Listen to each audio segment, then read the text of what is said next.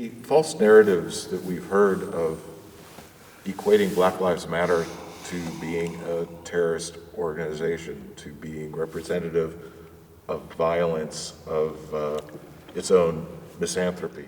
Well, this is where Senator McConnell either is totally ignorant or simply lies.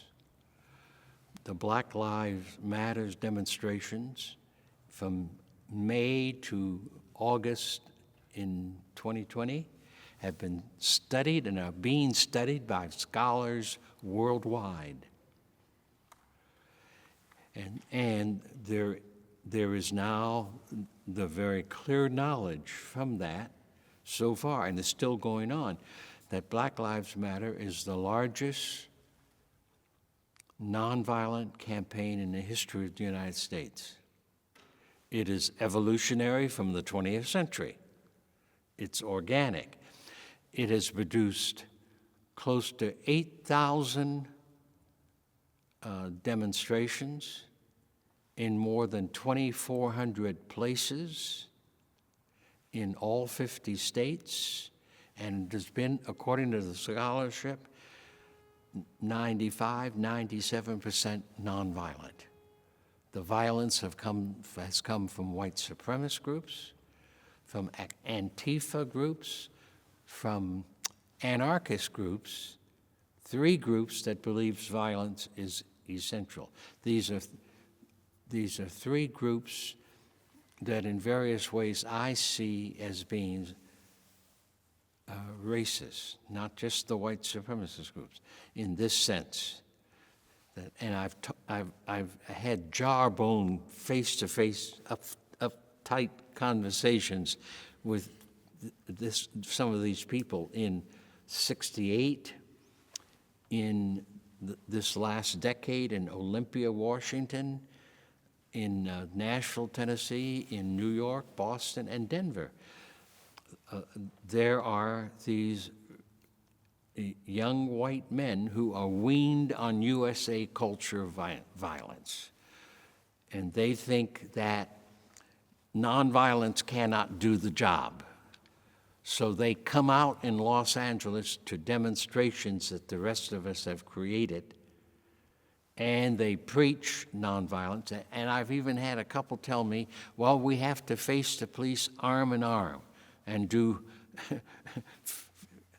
wrestle with them on the front line. And I've done any number of workshops on nonviolence with our creative groups working against that stuff. In light of January 6th, Yeah. what has happened there and how the repercussions are rippling through our society, what do you see happening here in the near term?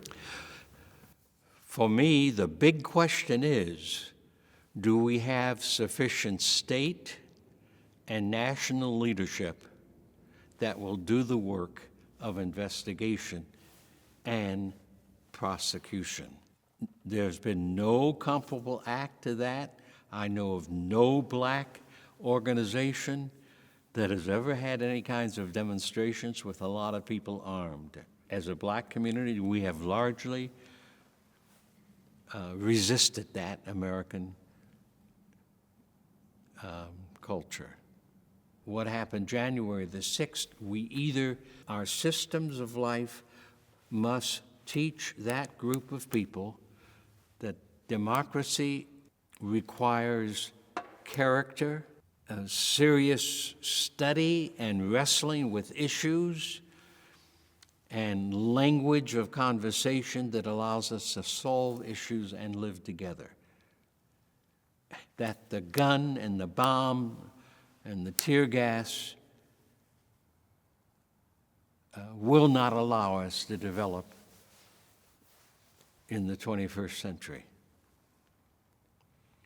The USA people need to recognize that the underside of love is justice and building a community where human freedom can be practiced and can be enjoyed.